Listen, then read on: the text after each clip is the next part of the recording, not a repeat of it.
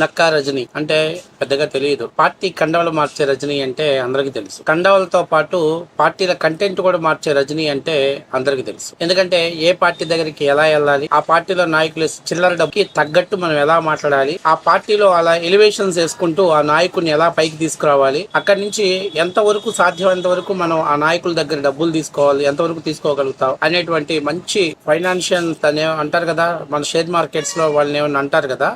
So అలాగా ఒక అద్భుతమైనటువంటి లాయర్ ఆమె.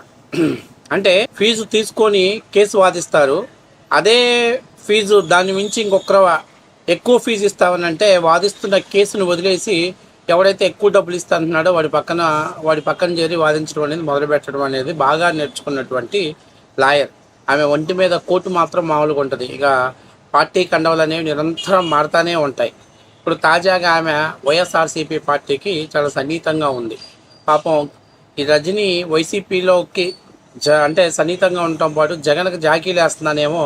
పాపం ఇద్దరు వైసీపీలో సంబంధించినటువంటి యూట్యూబర్స్ని నిర్దాక్షిణంగా సాక్షి ఛానల్ నుంచి గెంటేశారు.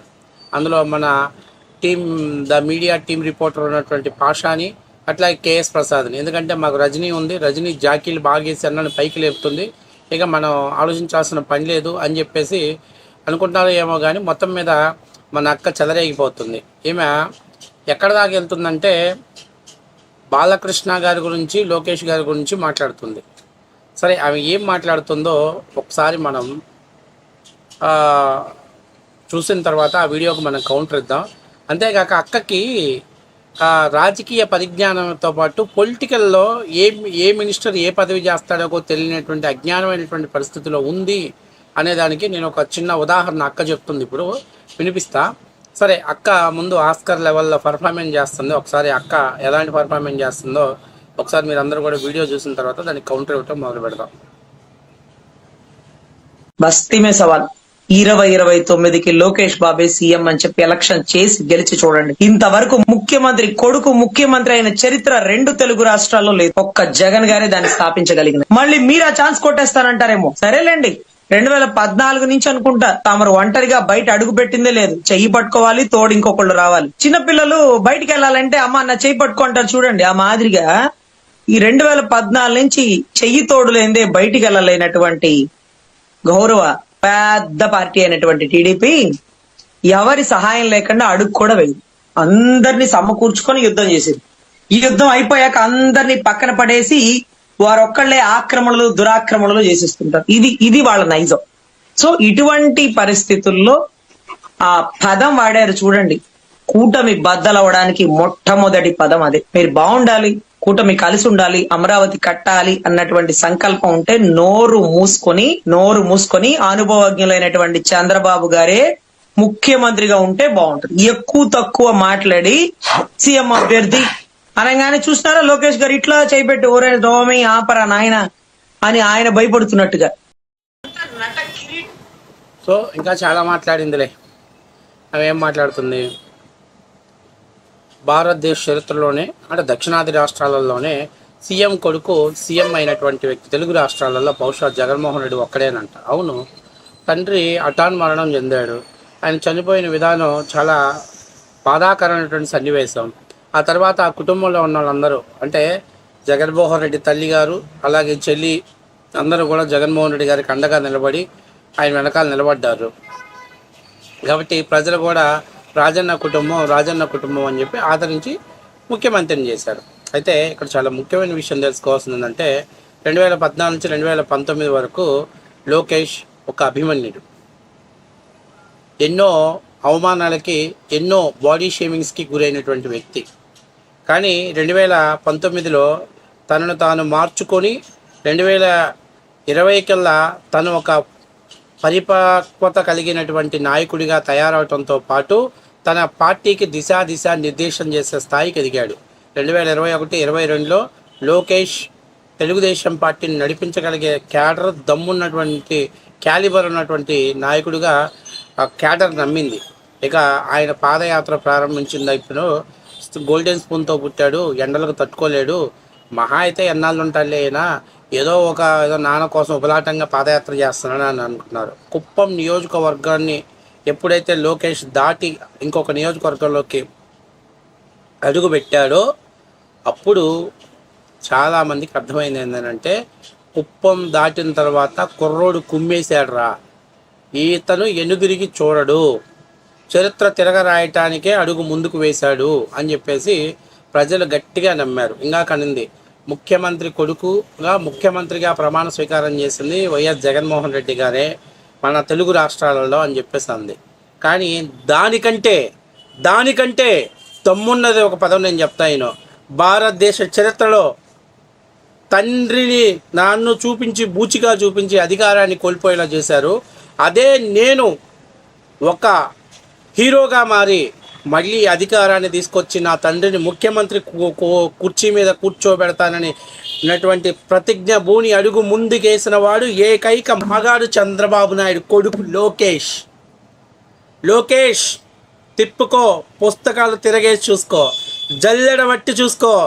ఊరికే మీడియా ముందుకు వచ్చేసి లబ మాట్లాడటం కాదు, చరిత్ర తిరగేసుకో.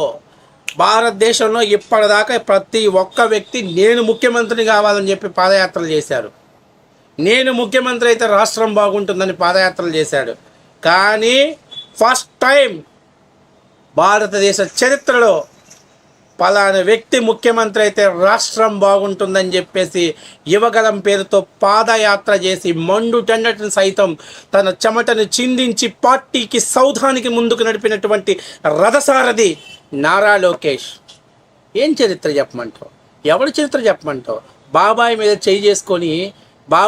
చేయి చేసుకొని ఎంపీ పదవికి రాజీనామా చేసిన చరిత్ర చెప్పమంటావా? తల్లిని మెడబట్టి ఇంట్లోంచి బయటికి పంపించినటువంటి చరిత్ర చెప్పమంటావా? ఆస్తి కోసం చెల్లెల్ని గోడకేసి కొట్టినటువంటి చరిత్ర గురించి చెప్పమంటావా? చెప్పు. చరిత్ర అంటే లోకేష్ది. కాబట్టి నేను చెప్పేది ఏంటంటే, ఫస్ట్ ఆఫ్ ఆల్ నీ మానసిక పరిస్థితి బాగలేదు. ఫస్ట్ నువ్వు మంచి బ్రహ్మాండమైనటువంటి ఒక మానసిక వైద్యుడి దగ్గరికి వెళ్ళి ట్రీట్మెంట్ తీసుకో. ఎందుకో తెలుసా? ఒక ముఖ్యమంత్రి కొడుకు ముఖ్యమంత్రి కావటం పెద్ద గొప్పతనమేం కాదు. కానీ ఒక ముఖ్యమంత్రిని తిరిగి మళ్ళీ ముఖ్యమంత్రిని చేయటం కోసం పాదయాత్ర చేశాడు, చూసావు? అది గొప్పతనం. అది ఒక నాయకుడి దగ్గర ఉండాల్సిన దమ్ము. ఏమన్నావు? చంద్రబాబు నాయుడు గారి కొడుకు కాబట్టి లోకేష్కి ముఖ్యమంత్రి పదవి మీద ఆశ ఉందేనంటావా? అదే నిజమైతే చంద్రబాబు నాయుడు గారికి కేంద్ర క్యాబినెట్లో పదవి ఇచ్చి లోకేష్ ముఖ్యమంత్రి కావడానికి కరెక్ట్గా 1 అవర్ చాలు. పార్టీలో నుంచి ఒకవేళ ఎవరైనా బయటకు వెళ్ళినా 134 మ్యాజిక్ ఫిగర్ని దాటినటువంటి పార్టీ ఇది. అయినా మేము పవన్ కళ్యాణ్ గారికి గౌరవం ఇస్తున్నాం, పవన్ కళ్యాణ్ గారు మాకు గౌరవం ఇస్తున్నారు. అసలు మాకు అర్థం కాంది జనసేన వాళ్ళకి మాకు బీజేపీ వాళ్ళకి లేని తుత్తర గజ్జి జాలి లోషన్ దురద నీకెందుకు నాకు అర్థం కావట్లా. నీకేంటి బాధ నాకు అర్థం కావట్లే రజని. ఏంటి నీ బాధ ఏంటి? జగన్మోహన్ రెడ్డిని పొగుడు, ఎందుకంటే జగన్మోహన్ రెడ్డి నీకు పైసలు ఇస్తున్నాడు. జగన్మోహన్ రెడ్డికి భజన చేయి, తప్పులేదు. జగన్మోహన్ రెడ్డి నీకు పైసలు ఇస్తున్నాడు. కానీ జగన్మోహన్ రెడ్డిని ఈరోజు చేయటం కోసం ఇదిగో ఇలాంటివి వాగితేనే తెలుగుదేశం పార్టీ కార్యకర్తలు మీడియా ముందుకు వచ్చి మాట్లాడాల్సి వస్తుంది. తెలుగుదేశం పార్టీ కార్యకర్తలు మీడియా ముందుకు వచ్చి నోరిప్పాల్సింది వస్తుంది.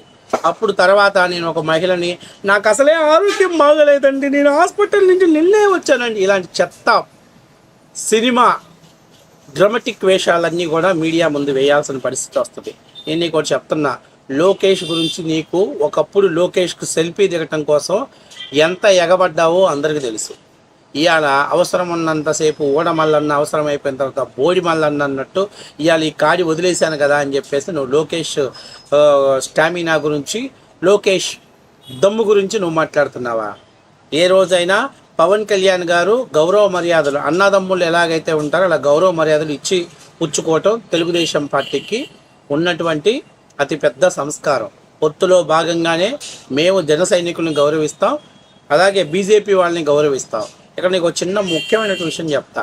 అసలు ఒక ముఖ్యమంత్రి అవ్వాలంటే ఈ బేసిక్ రూల్స్ కూడా తెలియని నువ్వు అసలు ఎట్లా నువ్వు రాజకీయాల గురించి మాట్లాడుతున్నావో, నిన్ను షోలకి పిలిపించి ఆ టీవీ ఛానల్స్ వాళ్ళు లైవ్ డిబేట్స్ పెట్టించుకుంటున్నాను, నాకు అర్థం కావట్లేదు. కానీ ఫస్ట్ తెలుసుకో, ఒక ముఖ్యమంత్రి అవ్వాలంటే అది లార్జెస్ట్ సీట్స్ గెలిచినటువంటి పార్టీ కావాలి. ఇప్పుడు మీరు తమిళనాడులో కూడా చూసుకున్న విజయ్ ముఖ్యమంత్రి ఎలా అవుతాడని అనుకున్నారంటే మ్యాజిక్ ఫిగర్కి దగ్గరలో ఉన్నాడు కాబట్టి అందరికంటే హైయెస్ట్ సీట్లు ఆయనకు వచ్చాయి కాబట్టి ఆయన గవర్నమెంట్ ఫామ్ చేసుకోమని గవర్నర్ గారు కోరవచ్చు.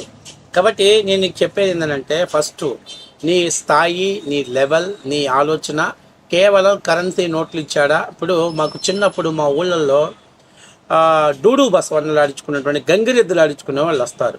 వాళ్ళు ఒక 50 రూపాయలు ఇచ్చామనుకో, మహారాజు వచ్చాడు, మా కామాంది వచ్చాడు, ఒకసారి దండం పెట్టంటారు. 500 ఇచ్చారనుకో, ఇక అతని ముందు విన్యాసాలు చేయటం, గంగిరెద్దు చేత చెవులు ఆడించటం, అసలు చాలా చాలా విన్యాసాలు చేస్తుంటారు. నువ్వు కూడా జగన్మోహన్ రెడ్డి ఇచ్చే పేమెంట్ని బట్టి నువ్వు పర్ఫార్మెన్స్ చేస్తున్నావు. కాబట్టి కానీ నువ్వు గంగిరెద్దులాగా ఆలోచన లేకుండా చెవులు ఒప్పుకోకుండా కనీసం లోకేష్ దమ్ము గురించి, లోకేష్ క్యాలిబర్ గురించి, లోకేష్ సత్తా గురించి, ఇంకా మీ వైఎస్ఆర్సీపీ పార్టీ వాళ్ళకి మీకు అర్థమయ్యే భాషలో చెప్పాలంటే లోకేష్ మగతనం గురించి కూడా తెలుసుకోండి మీరు ఫస్ట్. ఓకే, ఎందుకు నేను ఈ పదం అడుగుతున్నానంటే, ఎంత గట్టిగా ఎందుకు చెప్తున్నానంటే, ఫస్ట్ ఆఫ్ ఆల్ లిమిట్స్ దాటి మాట్లాడేవాడు. లిమిట్స్ దాటి ఒక మనిషికి ఒక వ్యక్తిగతంగా ఒక బౌండరీ ఉంటుంది. ఆ బౌండరీ దాటి నువ్వు జగన్మోహన్ రెడ్డి గారి కోసం, జగన్మోహన్ రెడ్డిని హైలైట్ చేయడం కోసం నువ్వు మాట్లాడావు. నేను అందుకనే నీకు స్ట్రాంగ్గా చెప్తున్నా, first of all Jaganmohan Reddy ఎంత పేమెంట్ ఇస్తే అంత పర్ఫార్మెన్స్ చేయి. అర్థమైందా? నీకు జగన్మోహన్ రెడ్డి గారికి ఆయనకు అనుకూలంగా మాట్లాడుకో, జాకీలు వేసుకో, ఆయన పైకి లేపే ప్రయత్నం చేయి. అంతేగాని లోకేష్ గురించో, పవన్ కళ్యాణ్ గురించో, చంద్రబాబు నాయుడు గురించో మాట్లాడేటువంటి అధికారం నీకు లేదు. ఆ పార్టీ వ్యవహారాల గురించి నువ్వు అడగాల్సినట్టు అవసరం లేదు. నువ్వు చెప్తే నోరు మూసుకుని ఉండేటువంటి పరిస్థితుల్లో నీ మొగుడు కూడా లేడు, ఒకటి గుర్తుపెట్టుకో. కాబట్టి నేను చెప్పేందంటే, మన మానసిక పరిస్థితి సరిగ్గా లేదు కాబట్టి ట్రీట్మెంట్ తీసుకో.